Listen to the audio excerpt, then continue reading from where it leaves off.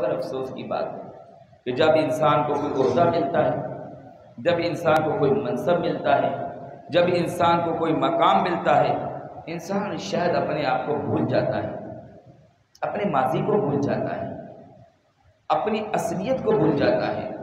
اپنی حقیقت سے بے خبر ہو جاتا ہے۔ اور یہ جتنے لوگ بیٹھے ہوئے پارلیمنٹ کے اندر، یہ رونا تو ہم بار بار سنا رہے ہیں کہ جب پچھلے سال تحریک لبیک یا رسول پاکستان والوں کے اوپر جب ظلم و ستم ہوا، یہ سارے لوگ ایک تعداد ہی یہ موجود تھے، مگر بات صرف اتنا سا مطالبہ تھا کہ جس نے حضور جان کائنات کی شان میں گستاخی کی ہے، ان ظالموں نے سرکاری سطح پر ہمارے نبی کی توہین کی ہے، تو ان کو جواب بھی سرکاری سطح پر دیا جائے۔ پاکستان سرکاری سطح پر جواب، بس اتنی سی بات۔ اس کے بعد پھر معاہدے مذاکرات ہوتے رہے، پھر ایک بات سامنے آ گئی جو قبلہ امیر المجاہدین رحمۃ اللہ تعالی علیہ سے آخری مذاکرات ہوئے۔ اس وقت ہم لوگ کھانے والی کی جیل میں تھے، ہمارے بہت سارے ساتھی ابھی اس وقت موجود ہیں، یہ بھی ساتھ تھے، اور امیر المجاہدین اور آپ کی شورا کے ساتھ جو مذاکرات ہوئے وہ کیا تھا کہ یہ تمام چیزیں جو ہیں یہ قرارداد ایک پارلیمنٹ میں پیش کی جائے گی، قومی اسمبلی میں، پھر قرارداد پاس وہاں پر اس کے اوپر بحث ہوگی، معاملہ آگے چلے گا، اس کے مطابق جو پارلیمنٹ کا فیصلہ ہوگا اس کو سنا دیا جائے گا، اس کو بھی قبول کر لیا گیا۔ لیکن اس قرارداد کو پارلیمنٹ تک پہنچانے کے لیے تحریک لبیک یا رسول پاکستان کے نوجوانوں نے 34 شہادتیں پیش فرمائیں۔ تو سوچیں، یہ قرآن ہمیں یہ ہمارے ضمیر کو جوڑ رہی ہے،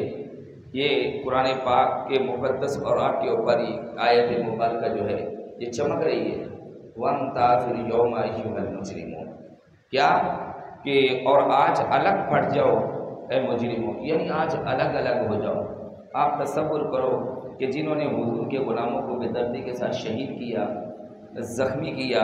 اور پھر اس کے علاوہ بہت سارے ظلم ہوئے، دین کا راستہ روکا گیا۔ 2018 کے انتخابات جو تھے اس میں جو تحریک لبیک یا رسول پاکستان والوں کو آگے نہیں آنے دیا گیا،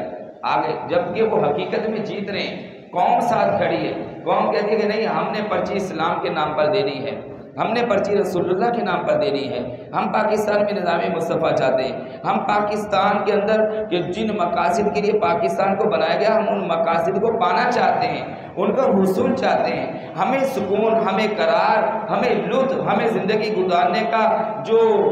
خوبصورت انداز میں جو ہے سکون مہیا ہو سکتا ہے وہ نظام مصطفیٰ میں ہے۔ لیکن کتنے بدبخت وہ ظالم لوگ ہوں گے جنہوں نے دین کے راستے کو روک لیا اور ان حق والوں کو، ان ایمان والوں کو، ان رسول اللہ کے غلاموں کو انہوں نے آگے نہ آنے دیا۔ قرآن پھر کہتا ہے وَامْتَازُوا الْيَوْمَ أَيُّهَا الْمُجْرِمُونَ، تو پھر جنہوں نے یہ حق کا راستہ روکا ہے تو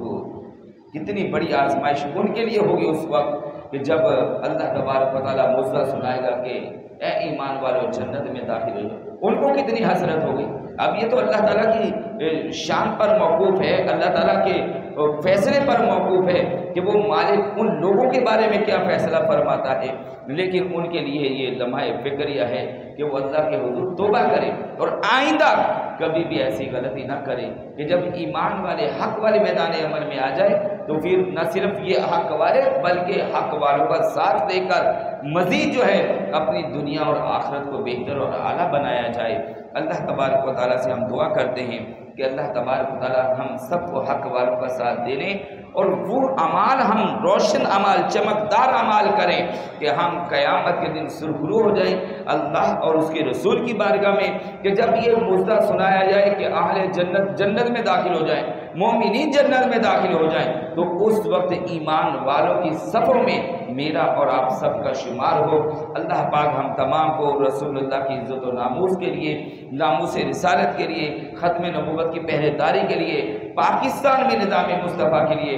حضور کے چمکتے دین کو تخت پر لانے کے لیے اپنے حصے کا کام کرنے کی توفیق رفیق مرحمت فرمائے۔ آمین بجاہ النبی الامین وصلی اللہ تعالی علیہ وسلم۔